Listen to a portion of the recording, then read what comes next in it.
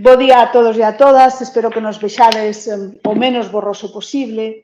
Hoxe temos unha primeira convidada excepcional para dar o inicio a estas xornadas de excelencia científica e partimos da base de que, bueno, a boa investigación comeza desde o inicio de todo e é fundamental como entras no mundo da investigación. Entón, para iso, temos hoxe a gran honra de contar con Ana Oliveira, que é unha doutora do programa de Economía desta facultade, e Ana non somente é doutora, senón que tamén tivo a honra de obter o premio extraordinario a mellor tese doutoral en Ciencias Sociais. E temos que decir que na USC é moi complexo de obter eso, porque implica que pelexas ca túa tese doutoral con respecto á tese de moitos outros programas, é moi competitivas todas elas. Así que Ana é unha excepción a esa norma de que os economistas sempre quedamos aí. Non, ela o bacadou.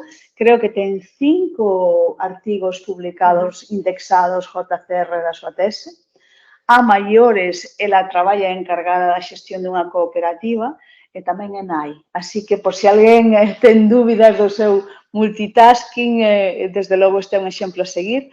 Hoxe temos a honra de contar con ela para que desde aquí e desde onde nos escoitedes poidamos despois tamén lembrar un pouco que son as súas memoranzas do doutorado e as súas recomendacións. Moitísimas grazas, Ana, temos moita xente online, como ves, somos pouquiños aquí, pero moitos aí, así que síntete cómoda e moitas grazas. Bueno, pois, moitísimas grazas, María. A miña idea era facer a presentación en galego, pero non sei se hai algún inconvinte. Se hai algún inconvinte, podo facela en castelán, aínda que sí que a presentación está en galego. Non sei, espera, porque estou intentando encontrarvos no chat, sí. A ver, vale, perfecto. Pois, entonces, dou paso á presentación. A mí normalmente gustame moito facer as preguntas a medida que vamos falando, entonces, María, non sei se me podes botar unha man con eso, porque non podo ver o chat se estou vendo a presentación, entonces, se ti podes estar un pouco atenta ao chat, podemos ir facendo así en vivo, se non, intento responder as preguntas a medida que vayamos... Pide en castelán. En castellán, perfecto, pues yo sin ningún problema, esa parte sin ningún problema. Seguramente me escape alguna expresión en gallego porque el tema de tesis, sobre todo lo que tiene que ver con economía social, estoy muy acostumbrada a hablarlo en gallego, en mi entorno es el gallego, pero intentaremos cubrir sin ningún problema. Lo que estaba comentando es que me gusta mucho ir respondiendo las preguntas a medida que vamos hablando. Vamos a intentar a ver si es posible hacerlo así porque no tengo acceso al chat si estoy viendo la presentación. Entonces, María me va a echar una mano con esta parte más técnica y lo vamos a intentar hacer al mismo tiempo. Muchas gracias por vuestro tiempo, muchas gracias también por participar hoy en este encuentro y si os parece, pues vamos a comenzar. Lo que me gustaría tratar hoy, no sé si el enfoque de la tesis es el acertado, no es el acertado, el enfoque del seminario de hoy es el acertado, no es el acertado, pero sí que me gustaría que, aparte de que conozcáis mi investigación, que está a vuestra disposición, la podéis ver, quien tenga ganas, está en el depósito de la universidad, si no podéis también verlo a través de Teseo, y si no, a través de los artículos, tal y como comentaba María. Pero sí que os voy a dar, vamos a comentar un poco cuáles son los resultados de esa tesis, pero sí que me gustaría hablar sobre todo del proceso, de cómo elaboramos la tesis, de cuáles para mí fueron los mayores retos a la hora de afrontar mi trabajo de doctorado y para eso lo que voy a hacer es dividir en estos 4 bloques.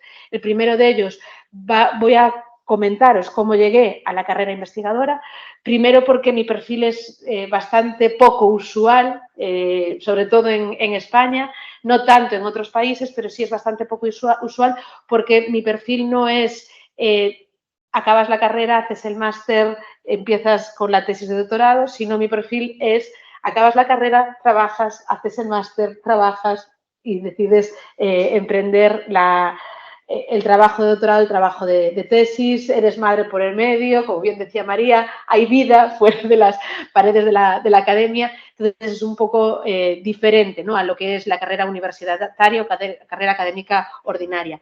Después también me gustaría explicaros por qué escogimos este objeto de investigación y cuáles fueron nuestras motivaciones, que pueden pueden ser válidas, os pueden valer como orientación o incluso os puede valer también como inspiración, ¿no? a la hora de coger o de enfocar vuestros objetos de estudio.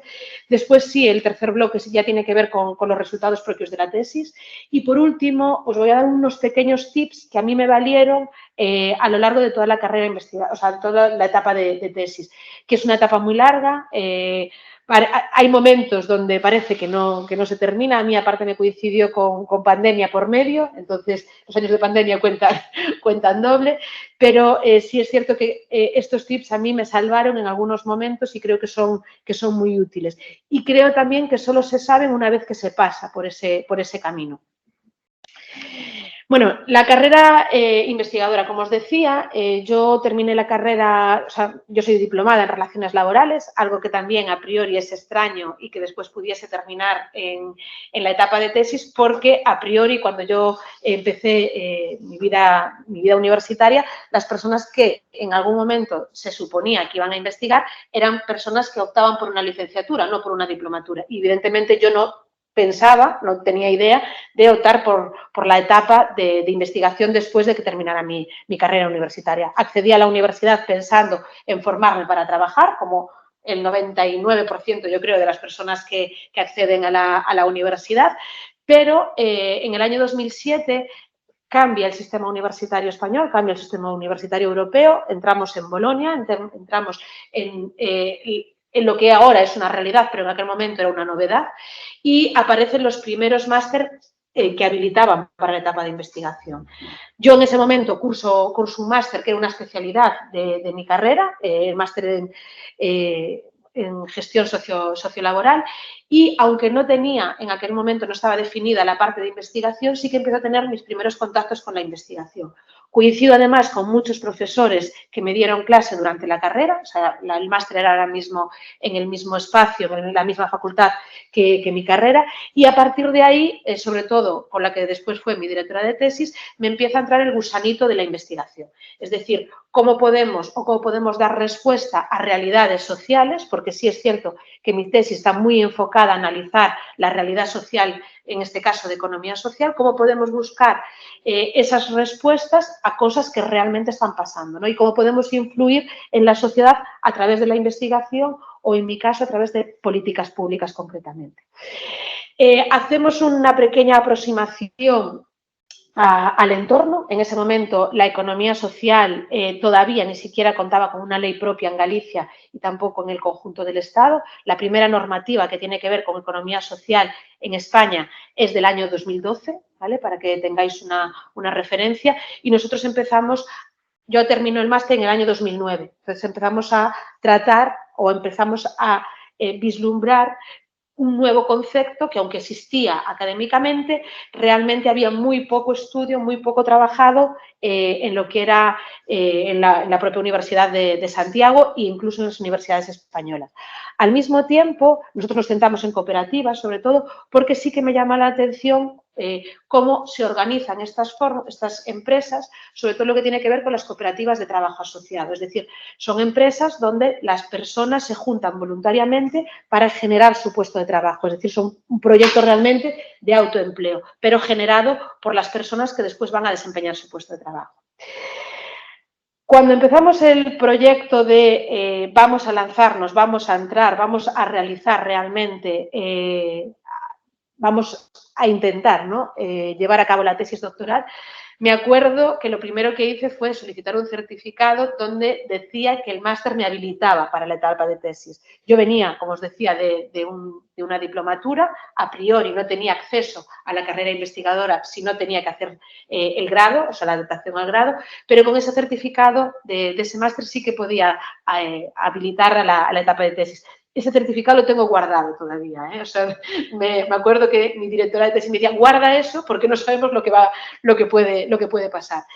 Y después sí que os recomiendo a todas las personas que estáis en momento inicial o que estáis recién iniciados el programa de tesis, de doctorado, que tenéis que contar sí o sí con apoyo en 3 dimensiones.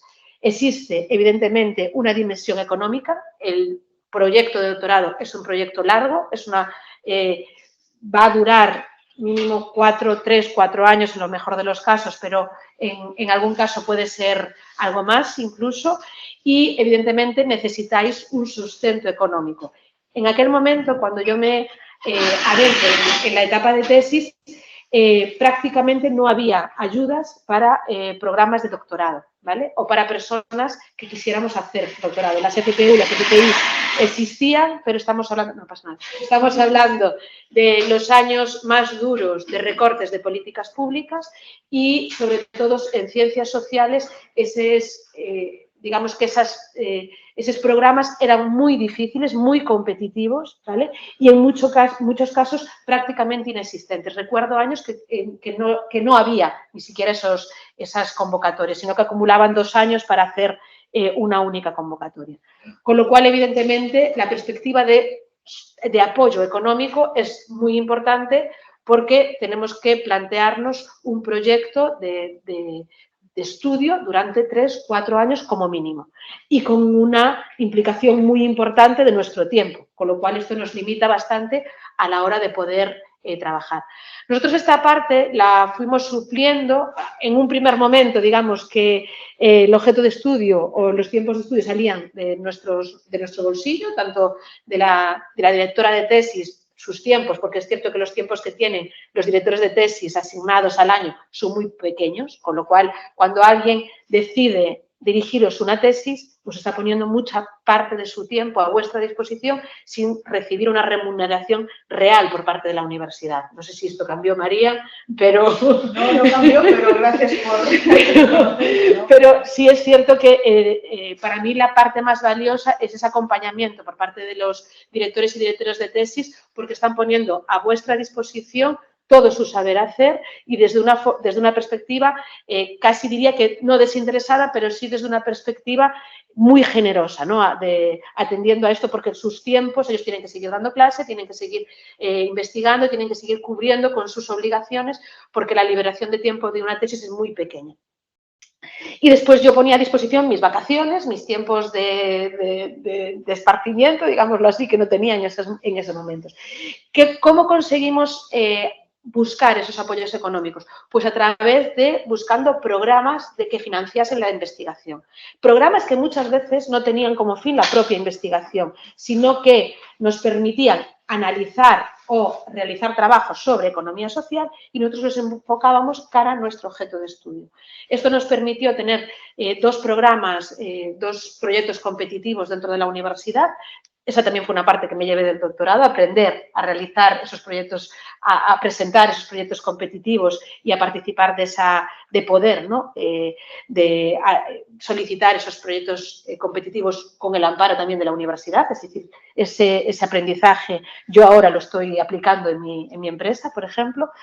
Pero sí que necesitamos tener cubierta esa parte económica. En los proyectos de doctorado, en la parte de investigación, más allá de las propias investigaciones, para mí de lo más enriquecedor tiene que ver con la asistencia a congresos, asistencias a foros de investigación y muchas veces depende del departamento donde estéis o el grupo de investigación donde estéis, esos recursos también son limitados.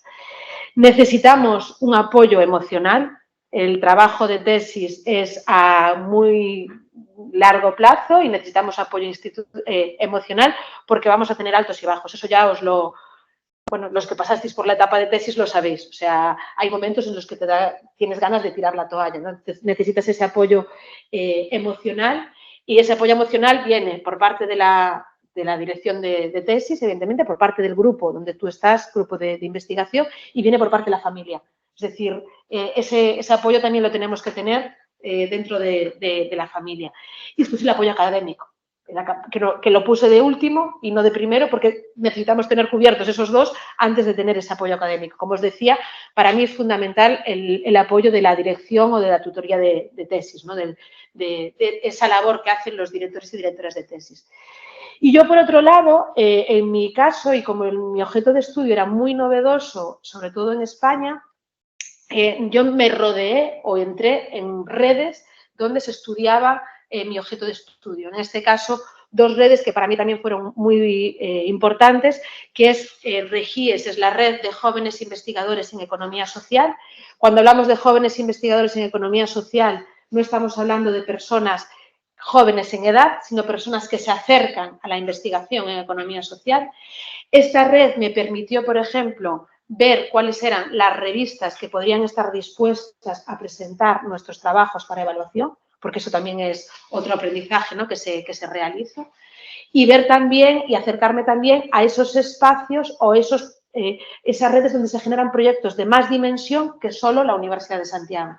Daros cuenta que cuando nosotros empezamos el trabajo de tesis existía un instituto en la universidad, sigue existiendo el Centro de Estudios Cooperativos, pero estaba sobre todo focalizado en el área de Derecho, que no era nuestra área, no era el área, y hay una parte también ligada a la área económica, pero a econometría, no a organización de empresas, que es donde nosotros estábamos.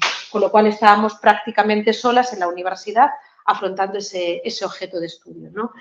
Regies para mí fue muy, muy importante y después CIRIEC también es muy importante porque es el Centro de Estudios de Economía Social, referencia en España, pero que enlaza directamente a nivel mundial. Es decir, hay un CIRIC a nivel europeo, hay un CIRIC en distintos países y hay un CIRIC también hay varios CIRICs en Latinoamérica. Entonces, ese enlace, esa perspectiva global en una investigación también es fundamental, porque ahora mismo, aunque estemos analizando un objeto de estudio muy local, tenemos que tener siempre una mirada global, sobre todo si buscamos indexar nuestros trabajos desde esa perspectiva, porque tenemos que tener esa mirada global para hacer, sobre todo lo que tiene que ver con marco teórico, todo lo que tiene que ver con las referencias, para poder englobarlo en las líneas editoriales de las propias revistas, ¿no? Si buscamos esa excelencia que se hablaba al principio. En cuanto al objeto de investigación, ¿por qué la economía social? La economía social, como os decía, nosotros partíamos de una hipótesis de investigación que también es fundamental, ¿no?, plantearnos, y la hipótesis era una realidad más que una hipótesis, y era que el cooperativismo es un modelo donde las mujeres escogían para emprender en mayor número que otros modelos empresariales. Es decir, si nos vamos al emprendimiento en general, las mujeres estamos siempre por debajo del 40%, si vamos a números generales. Solemos estar entre un 30, 35, podemos llegar a 40. En los últimos años es cierto que está subiendo esa iniciativa emprendedora, pero en el caso del cooperativismo, en Galicia, teníamos números donde las mujeres significaban el 50% y en algunos años en concretos eran más de ese 50%, ¿vale? Estábamos alrededor del 51, 52%. Entonces, ¿por qué pasaba eso? ¿Qué es lo que pasaba para que las mujeres decidiesen emprender en cooperativas?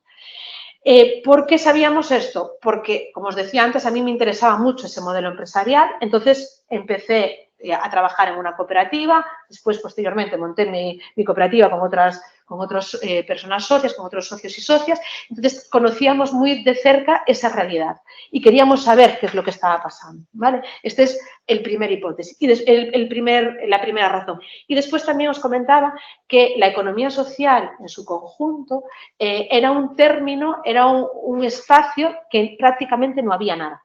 Era un espacio donde había todo por hacer desde la perspectiva de la investigación, sobre todo en España. Había mucho que hacer. De hecho, una de las primeras conversaciones que tenía con los colegas de Regies era qué difícil es llamar la atención sobre las cooperativas para que nos publiquen en revistas de empresa, porque no entendían el cooperativismo como emprendimiento, por ejemplo, no entendían el cooperativismo como empresas, porque éramos algo residual. Sin embargo, al ir enmarcándolo, al ir relacionándolo como cómo funcionaba el cooperativismo con respecto a otros modelos empresariales y que realmente científicamente pudimos demostrar que el emprendimiento en cooperativa era igual a un emprendimiento en pequeña o mediana empresa y si había particularidades en empresas familiares, en pymes, porque no las iba a ver en cooperativas, ahí es donde pudimos llamar la atención de estas revistas y a partir de ahí poder llegar a revistas que realmente a nivel curricular nos interesaban, que eran las revistas, como decía María, de JCR, sobre todo Q1 y Q2, ¿no? También en Scopus, pero sobre todo JCR, era nuestro enfoque. Y después vuelvo a hacer hincapié en la dirección de la tesis. Para mí la dirección de la tesis es fundamental. Es cierto que el trabajo de tesis es un trabajo individual y así se nos indica y así en los seminarios nos dicen que es nuestro trabajo de investigación, es un trabajo individual. Pero la investigación nunca puede ser individual. la investigación siempre está enmarcada en un grupo de investigación y en este caso está dirigida por una persona que sabe lo que está haciendo y una persona que ya pasó por su experiencia de tesis y que tiene mucha experiencia o tiene experiencia investigadora. Con lo cual, para mí, remarco siempre ese papel de la dirección de tesis porque para mí es fundamental que nos puedan acompañar en ese proceso, ¿no? Y sobre todo enfocar también la carrera investigadora.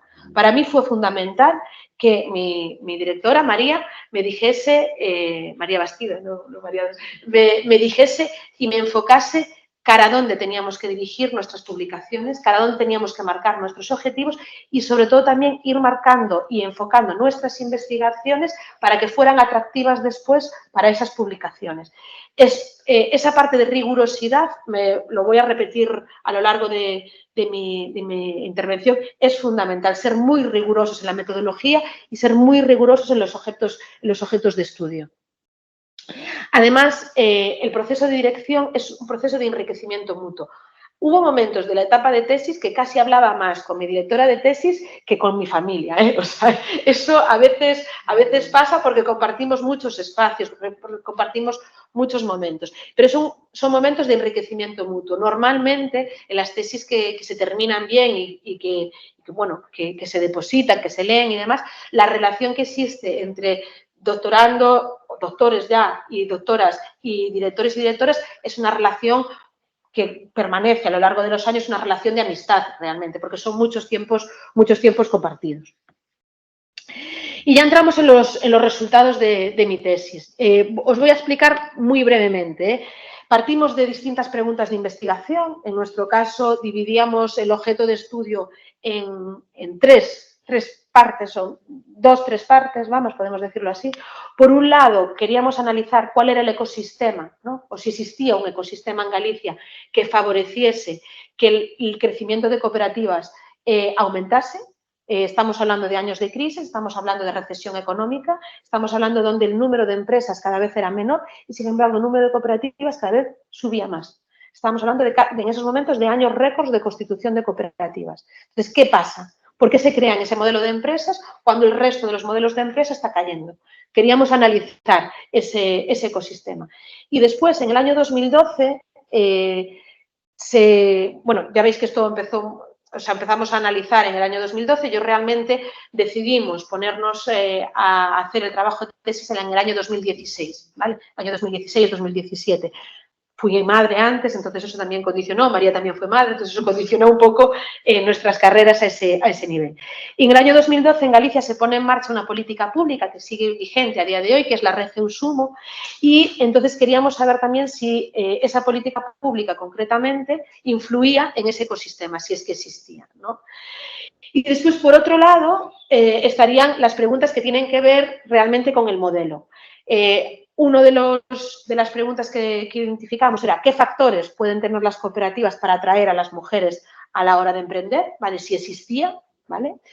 Y decir así, es decir, si existen esos factores, si todos tenían la misma influencia, es decir, si todos tenían el mismo peso en la decisión o si ese peso estaba ponderado, esas decisiones tenían un peso ponderado.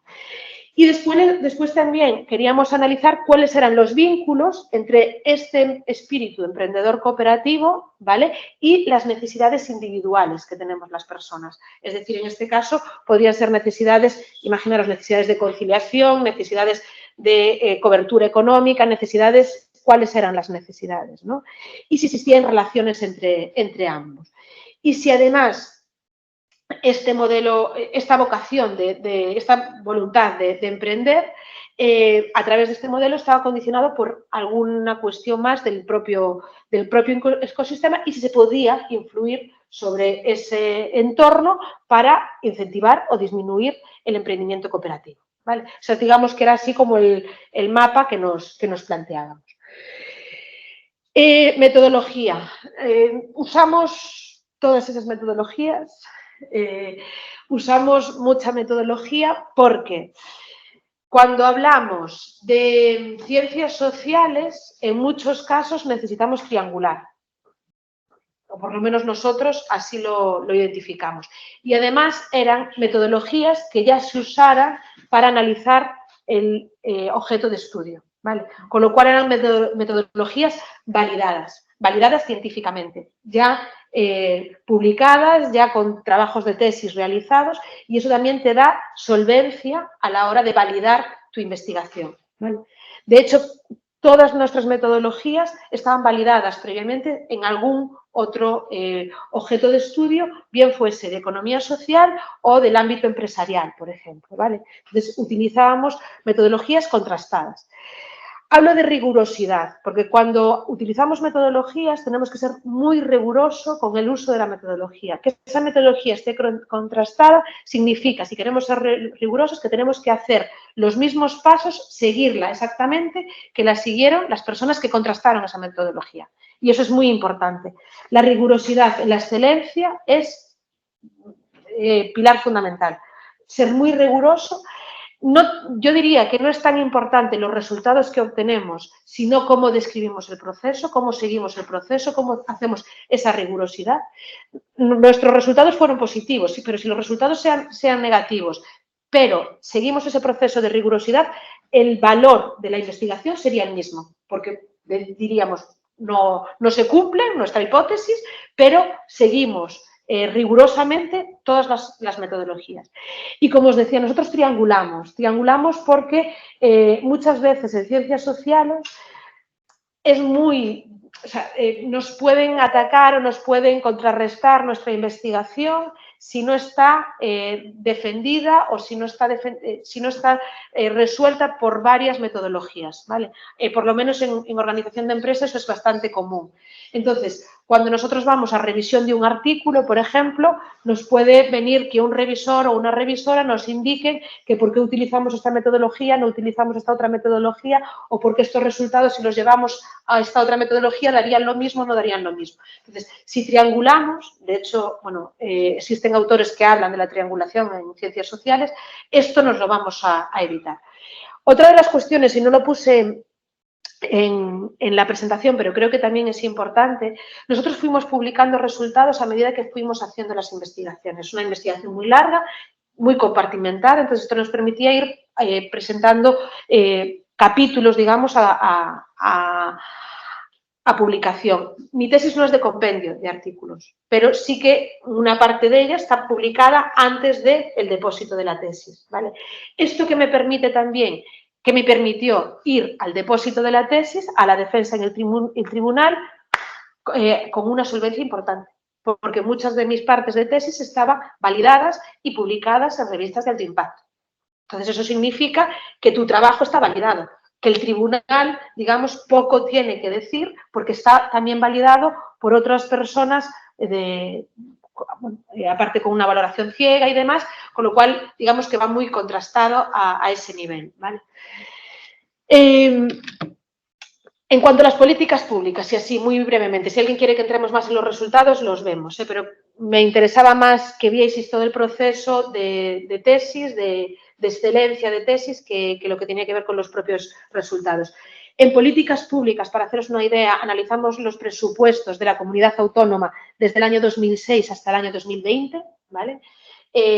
Seguimos analizando los presupuestos, tenemos toda la serie histórica y, como veis, tenemos 3 momentos concretos donde existen puntos de inflexión claros.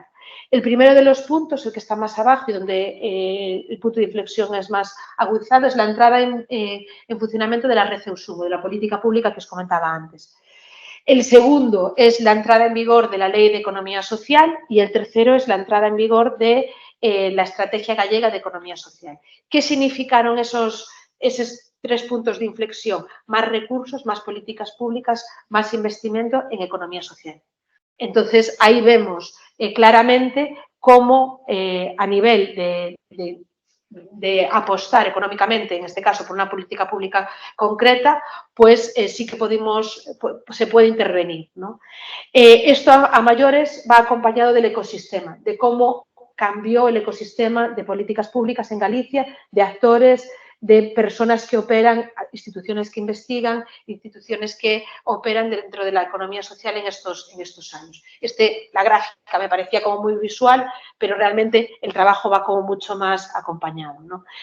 Ahora mismo ya está en marcha la segunda estrategia, se aprobó en enero de economía social, también con una dotación económica muy importante y, digamos, la evolución de los presupuestos sigue en expansión. Además, las políticas públicas siguen amparadas, bueno, no sé si lo sabéis, pero tenemos un plan de acción europeo para la economía social por primera vez, es decir, una política pública a nivel europeo que ampara la economía social desde diciembre del año 21, ¿vale?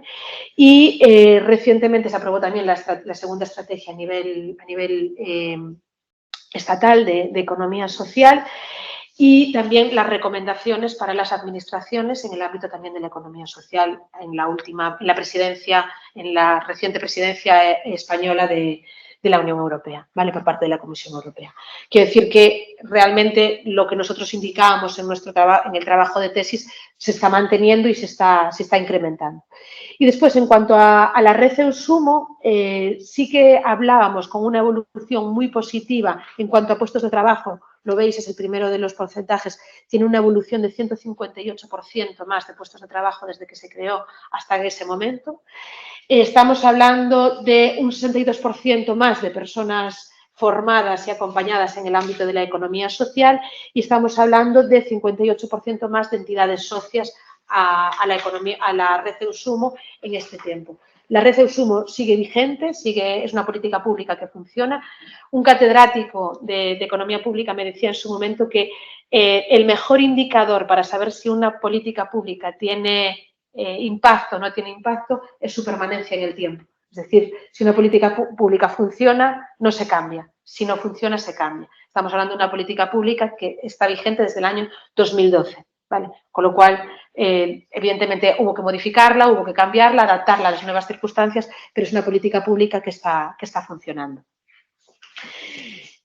También tengo que decir que, tampoco no lo indicaba ahí, pero sí que está recogido en los trabajos, que el ecosistema de economía social que existe en Galicia es pionero, digamos que se sitúa en los líderes del conjunto del Estado, incluso a nivel europeo de algunas regiones. De hecho, Galicia forma parte de las regiones amigas de la economía social a nivel europeo y no todos los ecosistemas o no todos los entornos de economía social, todos los apoyos de economía social participan todos los agentes, participan todas las entidades que deben formar parte de un ecosistema. De hecho, a posteriori existió un trabajo de unas compañeras de Valencia sobre lo que se denominan, ¿no?, ecosistemas de economía social, que estaba sin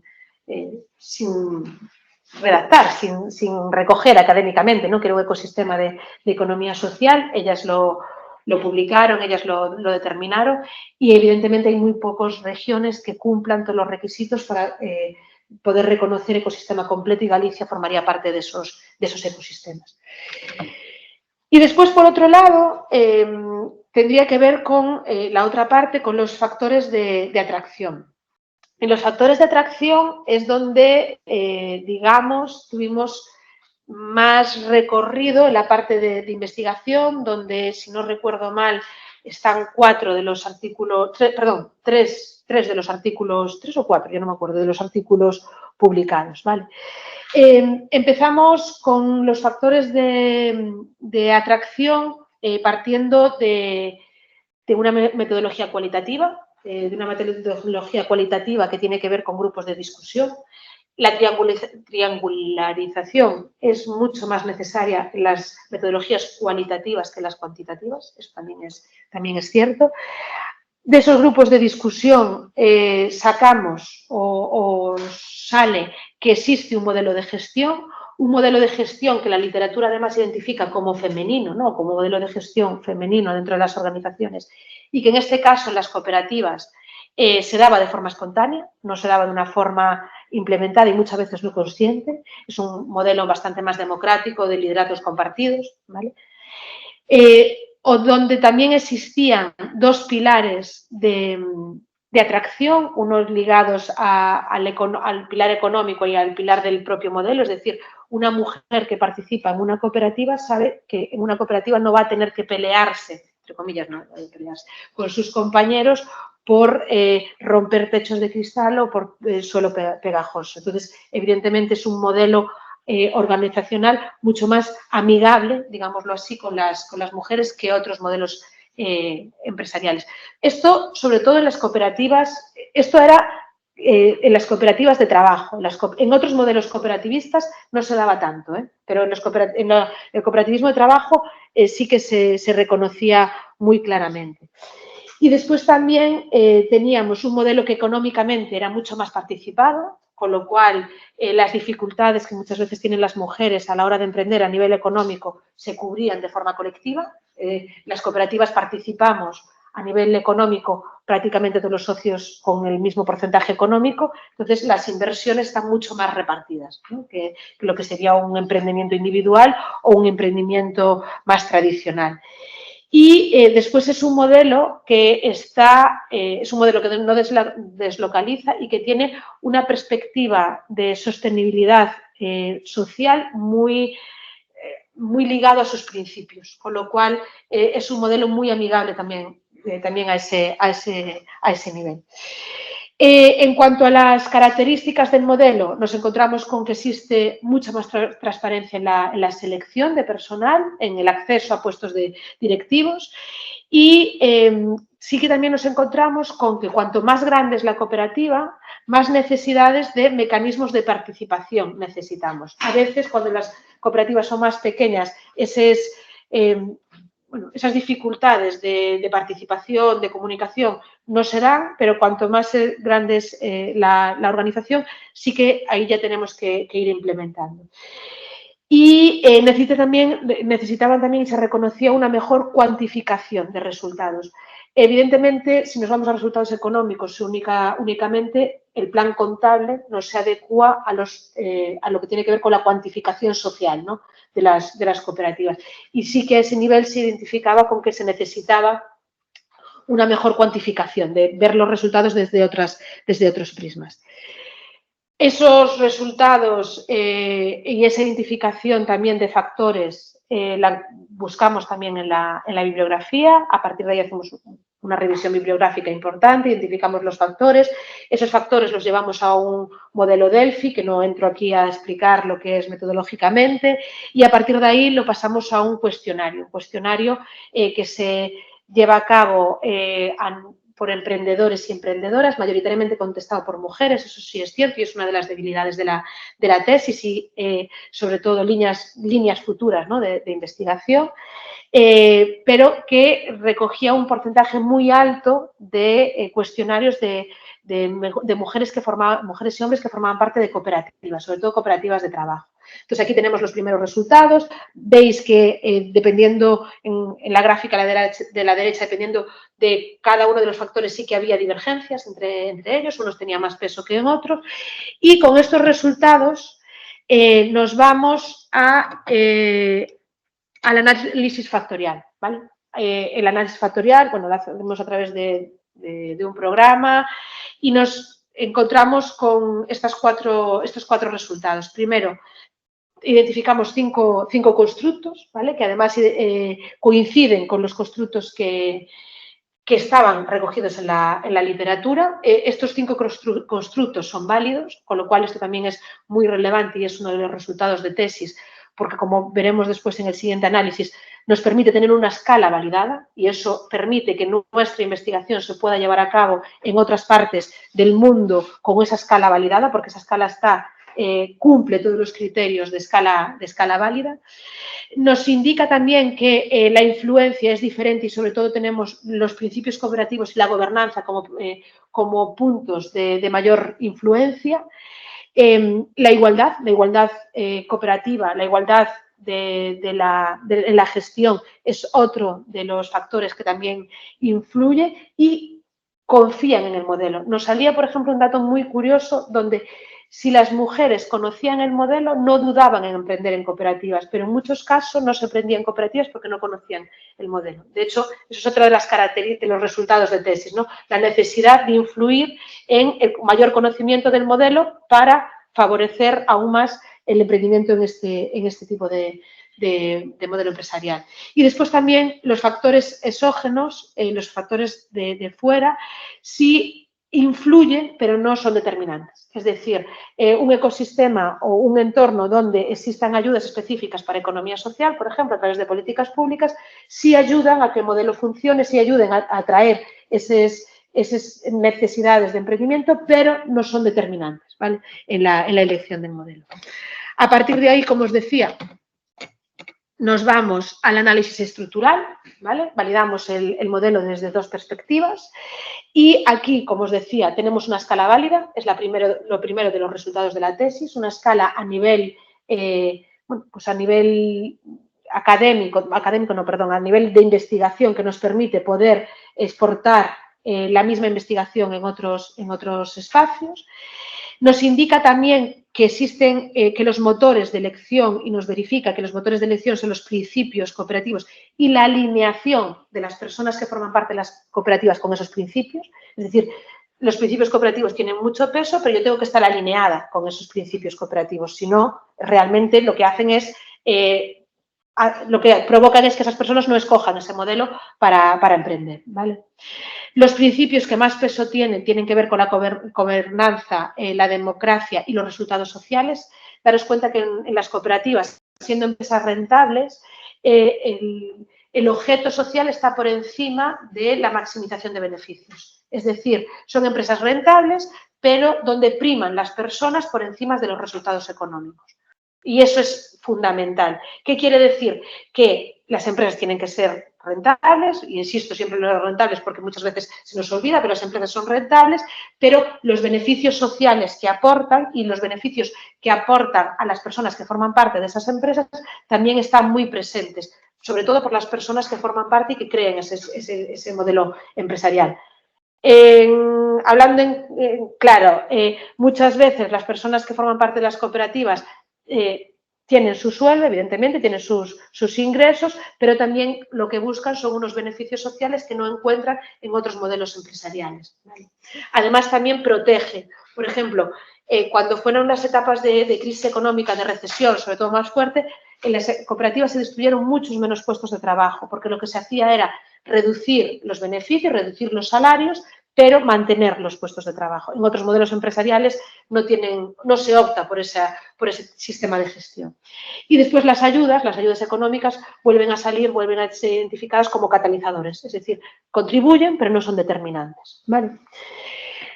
Ya por último, ya termino y creo que en tiempo, los tips de cara a afrontar la etapa de tesis o a afrontar lo que tiene que ver con el trabajo académico, el trabajo investigador en general.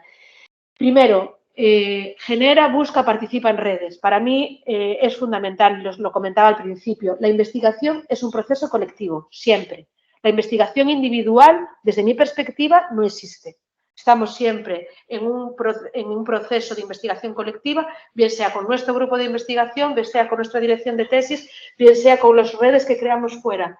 Pero creo, sinceramente, lo creo además, lo constato con mi trabajo de tesis, y irnos a ese modelo de investigación tan competitivo, de no quiero que me roben mi investigación, creo que, por lo menos en nuestro ámbito, creo que no estamos ahí. Creo que no es lo favorable. Y además que nos podemos perder una realidad mucho más rica desde esa perspectiva. Nos perdemos una realidad y podemos perder incluso el enfoque de la investigación. Yo trabajo mucho en políticas públicas y tengo grandes colegas que trabajan en políticas públicas e incluso firmamos trabajos con compañeras de otras universidades en políticas públicas. Y esto no significa que estemos peleando por indexar o no indexar, sino que contribuimos a que esos trabajos sean mejores. Sé que tenemos la pelea de los 4 autores, de que si nos puntúa o no nos puntúa, pero aún así se puede... mi experiencia, por lo menos, es que se puede colaborar y que el beneficio sea común para todas las personas que forman parte de esas colaboraciones. Confía en la dirección de tesis. O sea, aunque esto no quiere decir que no podáis, ¿no? Dar vuestra opinión, que no podáis trasladar lo que pensáis que debe ser, pero la dirección de tesis normalmente está ahí para ayudaros y está ahí con más ganas de que salga la tesis muchas veces que vosotras y vosotras mismas. Confiar en ellos y en ellas porque realmente son vuestra guía en este camino. usar todos los recursos que tenéis a vuestra disposición. La EDIUS, todas las escuelas de doctorado de las universidades tienen un montón de recursos. Pueden parecer que no nos hacen falta, pero mi recomendación es que aprovechéis todos los recursos, sobre todo en los primeros años, porque son básicos. Son básicos. A lo mejor el primer año, el segundo año o parte del segundo año tenéis que dedicaros simplemente a conocer cómo tenéis que redactar, cómo tenéis, qué revistas son las interesantes, cómo tenemos que hacer transferencias si realmente queremos optar por la transferencia dentro de la tesis. Pero es importante que conozcáis todos esos recursos y que los aprovechéis, porque si no los conocéis, no los vais a aprovechar. Ser práctico o prácticas y tener muy claro qué es lo que queréis hacer.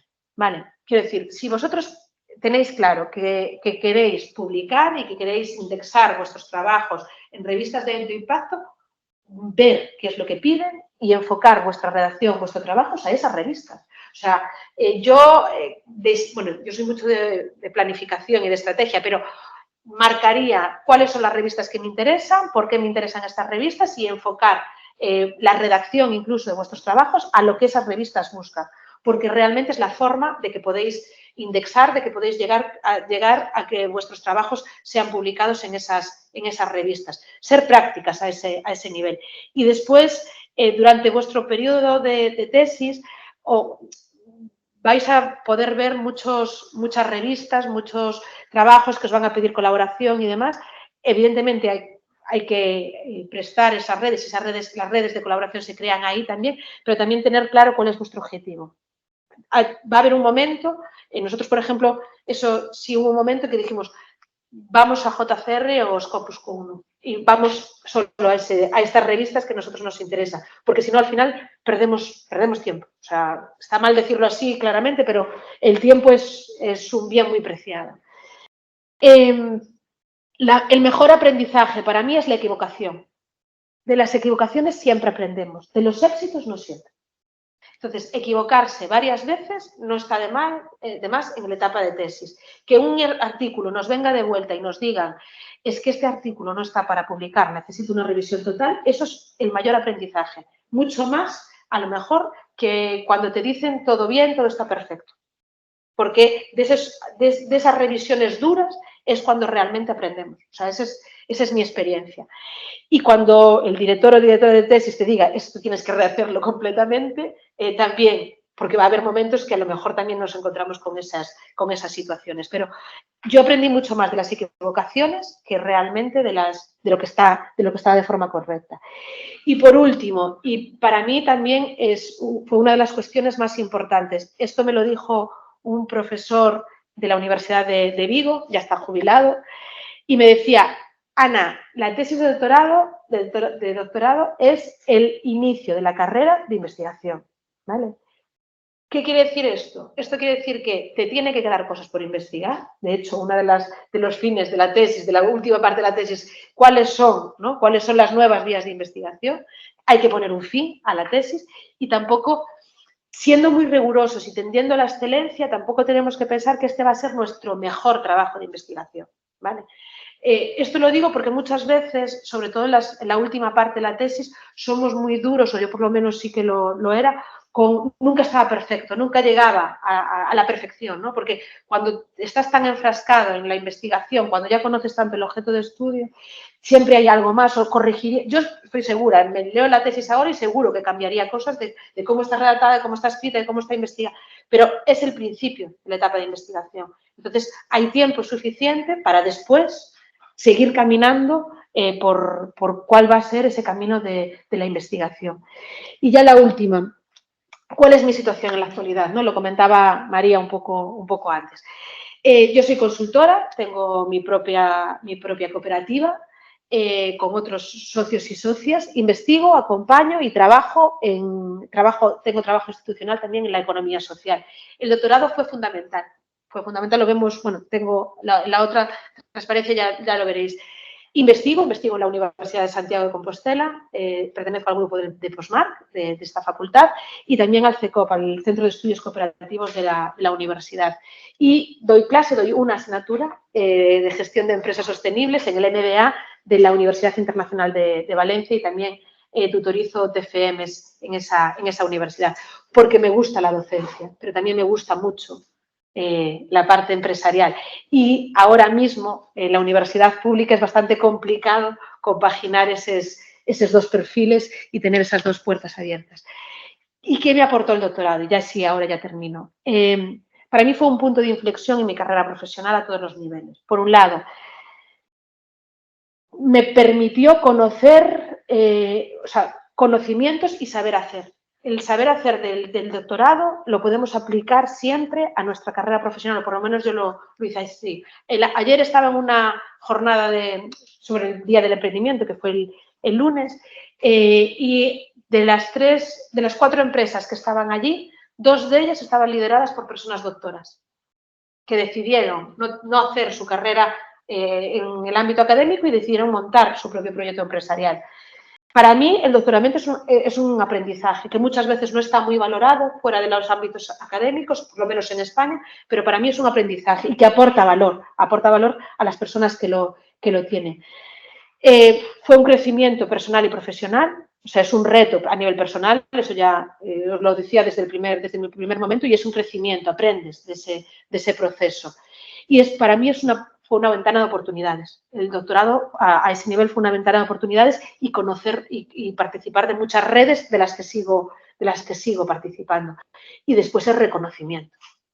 O sea, una persona doctora, en mi ámbito por lo menos, es una persona que está reconocida, que tiene ese sello de que sabe, de que es experta de lo que está diciendo, de que tiene sustento en lo que está diciendo. Y ese reconocimiento, que también muchas veces nos da pudor, ¿no? Pero es así, el doctorado te da ese reconocimiento. Cara afuera, cara a la sociedad y cara adentro también, cara dentro de los propios entornos, ¿vale? Y como os decía, aporta valor. Para mí el doctorado aportó valor. Y nada más, bueno, muchas gracias por vuestro tiempo. Creo que fui muy justa, Ana, muchísimas gracias. Y las preguntas que podéis tener, aquí quedo a vuestra disposición. Voy a pasar al chat, si os parece. Sí, exactamente. Tanto presentes como personas que estén en línea, por favor, no dudéis, ¿vale? Podéis abrir el micro, si podéis, si no, lo escribís a través del chat. Y si hay alguien que tenga alguna pregunta, también. Preguntas, cuestiones, sugerencias, ideas. Adelante, David. Haber hecho un doctorado en otra etapa, ¿no? Adelante. A voz. Sí, es que si no, no recoño. Digo que hacer el doctorado en otra etapa, ya teniendo hijos así y trabajando, que tiene ventajas, bueno, inconvenientes ya los imagino, pero si tiene alguna ventaja sobre hacerlo justo después de acabar la carrera, así, siendo joven. Bueno, hay países donde es condición sine qua non salir de la academia, salir de la universidad, trabajar y después volver a hacer el doctorado. ¿Puedes repetir la pregunta? Sí, la pregunta tiene que ver con si hay ventajas o inconvenientes. Bueno, inconvenientes ya se sabe, ¿no? Pero ¿qué ventajas tiene el salir de la universidad, ir a la vida, digamos, fuera de la academia y después volver para investigar? Hay países, por ejemplo, Estados Unidos, lo comentaba con María antes, Estados Unidos es obligatorio salir de la universidad, trabajar y después volver a la universidad si tú quieres hacer un doctorado. Porque se entiende que las personas tienen necesidad también de tener ese aporte, ese conocimiento que le da el conocer el mundo fuera de la academia. Yo creo que lo que permite conocer el objeto de estudio, o sea, conocer lo que está fuera o no el objeto de estudio, conocer el mundo que está fuera de la academia, es un mayor enriquecimiento personal y que puedes aportar también a tu investigación, o sea, que conoces lo que está fuera. Creo que también es un reto muy importante ser capaz de acompasar, y a mí es lo que más me cuesta, los tiempos de la academia y los tiempos que te requiere, por lo menos, la parte empresarial. En la parte empresarial es todo muy dinámico, súper dinámico. Es decir, no podemos pararnos prácticamente a reflexionar. Sí que tenemos nuestros espacios de reflexión, pero tienes que estar adaptándote a un entorno que cada vez es más convulso, más dinámico, ¿no? Y sobre todo desde la pandemia, ese entorno cada vez es más dinámico. Entonces, ahí eso es un reto porque la academia es todo mucho más reposado, necesitas mucha más calma. Hablábamos de los trabajos, de los artículos. Cuando tú mandas un artículo, te lo devuelven, lo vuelves a mandar y se publica, a lo mejor pasó 8 meses, 1 año de proceso de evaluación. Eso es así. Hay algunos que son un poco más rápidos, pero acompasar esos tiempos con los tiempos de fuera, para mí es lo más difícil. Y sí que creo que lo que te da la perspectiva de tener fuera es que hay otro mundo fuera de la academia también. O sea, la vida pasa. La vida pasa. Pasan cosas, sí. Yo tengo muchas compañeras que fueron madres en el proceso de doctorado, que tuvieron su vida, que crearon incluso que pararon el doctorado y que después volvieron. O sea, eso también se puede hacer. Creo que la carrera investigadora se puede llevar a cabo en cualquier etapa de la vida. O sea, creo que hay que tener ganas simplemente de investigar y no creo que tenga que ser en un momento concreto. Otra cosa es la carrera académica y ahí podemos tener más discusiones, porque sí es cierto que si haces el doctorado enfocado únicamente a ser profesor o profesora en la universidad, ahí los tiempos los marca la acreditación, los marcan otras cuestiones. Pero para mí es diferente lo que tiene que ver con la carrera investigadora que con la carrera académica y creo que también es bueno separar. Bueno, pues en el chat muchos agradecimientos. Sí. Vale. ¿Preguntas concretas? ¿Alguna cosa más? Venga, yo la típica. ¿Qué hubieras hecho diferente? La pregunta es ¿qué hubiera hecho diferente? Porque lo planteaste como todos unos pensamientos, un camino muy estructurado, muy estratégico, con mucho apoyo, que eso es una gran suerte, ¿vale? Pero, ¿qué hubieras hecho diferente? No fue así, O sea, esa estructura, o sea, esto que os digo, lo aprendí, pero a base de golpes, digamos, en algunos momentos, ¿vale? Sí es cierto que estaba como muy enfocada y una parte sí que estaba muy enfocada, pero evidentemente algunas de las preguntas de investigación surgieron durante la investigación, eso también es normal, la investigación puede girar. Creo que lo que hubiera hecho diferente sería tener los proyectos económicos antes de empezar a investigar. Los primeros años sin soporte económico fueron muy, muy duros. Significó no tener vacaciones y en las vacaciones dedicarme a congresos, a buscar esos encuentros, buscar esas redes, tejer esas redes. Y creo que buscaría las redes desde el principio. Para mí fueron fundamentales. De hecho, cuando deposité la tesis, me decían, ostras, cuántos agradecimientos. Digo, es que claro, la tesis, una de las partes tiene que ser con agradecer poder llegar hasta aquí, por lo menos en mis circunstancias. Pues tenemos también otro comentario de Jorge Pérez Seijo, que escribe, suscribo los comentarios de Ana, en mi caso inicié la tesis después de muchos años trabajando en la industria fuera de la academia y me costó al principio adaptarme, pero me está siendo muy confortante haberlo hecho así. Sí. Bueno, ¿algún otro comentario, sugerencia o idea? Os quería comentar que mañana tenemos una segunda sesión, ¿vale?, donde nos van a dar unos tips importantes de cómo mejorar nuestras estrategias a la hora de presentar nuestros artículos y publicarlos. Lo dará una persona muy prestigiosa en el ámbito, ¿vale? Y le voy a preguntar si puede ser en inglés, porque el profesor fue un Fulbright Scholar en la Universidad de Madison, Wisconsin. Entonces está plenamente capacitado para hacerlo en inglés.